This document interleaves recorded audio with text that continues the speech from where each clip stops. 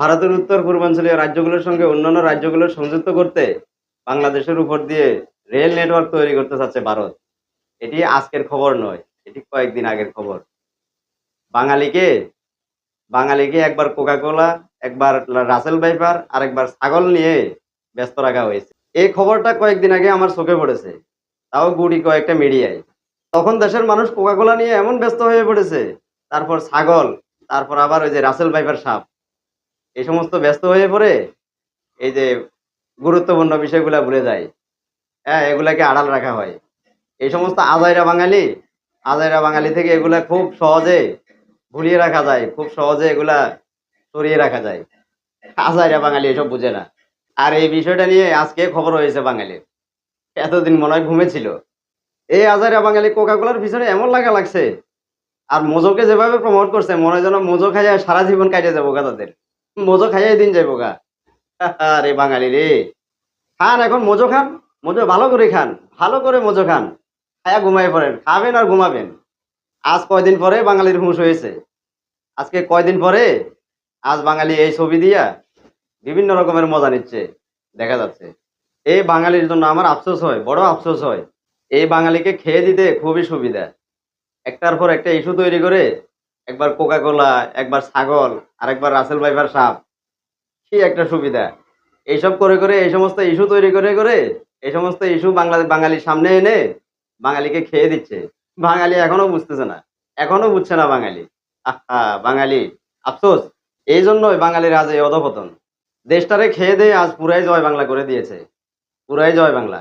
কোনো সেক্টরে বাদ নাই, কোনো সেক্টরে বাদ নাই, সব সেক্টরে খেয়ে জয় বাংলা করে দিল।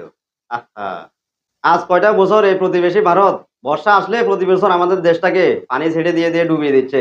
আমাদের দেশের সম্পদ, জনগণের সম্পদ নষ্ট করছে। কেউই প্রতিবাদ করছে না, কেউই একটু প্রতিবাদ করছে না।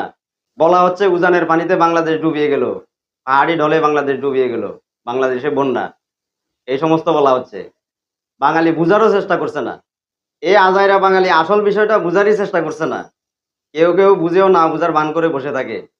এই ভারত দীর্ঘদিন ধরে আমাদের দেশের রাস্তা ব্যবহার করছে, আমাদের দেশের বন্দরগুলো ব্যবহার করছে। আমাদের দেশের আজকে আকাশ সীমা হুমকির মুখে। কেউই কোনো কথা বলছে না, কেউই কোনো প্রতিবাদ করছে না। সবাই বসে বসে দেখে, না কেউ কেউ দেখেও না দেখার ভান করে বসে আছে, কথা বলছে না। এখন আবার এই ভারত বাংলাদেশের উপর দিয়ে রেল নেটওয়ার্ক তৈরির জন্য, অর্থাৎ রেল লাইন তৈরির জন্য প্ল্যান করছে। ওইদিকে সেন্ট মার্টিন নিয়ে ঝামেলা, ওদিকে পার্বত্য অঞ্চল নিয়ে সমস্যা। এই সমস্ত বিষয় নিয়ে কারো কোনো এক্সট্রিমলি প্রতিবাদ নাই, কোনো প্রতিবাদ নাই। সবাই পড়ে থাকে হইলো ওই যে আজাইরা ইস্যু, ওই যে কোকা কোলা, ছাগল, আর ওই যে রাসেল ভাইপার সাপ নিয়ে, এই সমস্ত ইস্যু নিয়ে পড়ে থাকে। আর এদিকে দেশের স্বাধীনতা সার্বভৌমত্ব পুরাই জয় বাংলা, পুরাই জয় বাংলা। কিছু লোক আছে এই সমস্ত বিষয় দেখেও না দেখার ভান করে, আর আজাইরা বিষয় নিয়ে শুধু শুধু ওই যে মাতামাতি করে। আর কিছু লোক আছে তাদের কথা হইলো, আরে চলছে চলুক, আমি তো চলছি, কোনো সমস্যা নাই, চলছে চলুক। আর যারা সরকার দলীয় রাজনীতির সাথে জড়িত, তারা মনে করে দেশ যায় চলুক চলুক, আমরা তো স্বর্গে আছি, আমরা তো ভালো আছি, আমাদের তো কোনো সমস্যা নাই, আমরা তো চলছি। অথচ এই সমস্ত করতে করতে আজ দেশের স্বাধীনতা সার্বভৌমত্ব পুরাই পুরাই আইসিইউতে, পুরাই শেষ। আসুন, দল মত নির্বিশেষে, ধর্ম বর্ণ নির্বিশেষে আমরা সবাই এগিয়ে আসি। এই দেশ কারো একার নয়, কারো বাপের নয়। এই দেশ আমার আপনার। এই দেশের স্বাধীনতা সার্বভৌমত্ব রক্ষার দায়িত্ব আমার আপনার। সবাই যার যার জায়গা থেকে, যার যার অবস্থান থেকে প্রতিবাদ গড়ে তুলুন। দেশকে বাঁচান, দেশের মানুষকে বাঁচান, দেশের স্বাধীনতা ও সার্বভৌমত্ব রক্ষা করুন। এটা আমাদের সকলের দায়িত্ব, কর্তব্য। আমাদের জন্য এটা ফরজ হয়ে দাঁড়িয়েছে। আমি আমার পরিবার পরিজন পরিচিত সকলকে আমি একটা পরামর্শ দিই সবসময়, যে রাতে খাওয়ার পরে, ঘুমানোর পূর্বে অবশ্যই অবশ্যই দাঁত ব্রাশ করতে হবে খুব ভালোভাবে। অন্যথায় অন্যথায় দাঁত থাকবে না। সুতরাং দাঁত থাকতে দাঁতের মজা বুঝতে হয়, দাঁত চলে গেলে নয়। সবাই ভালো থাকবেন। আল্লাহ হাফেজ। আসসালামু আলাইকুম।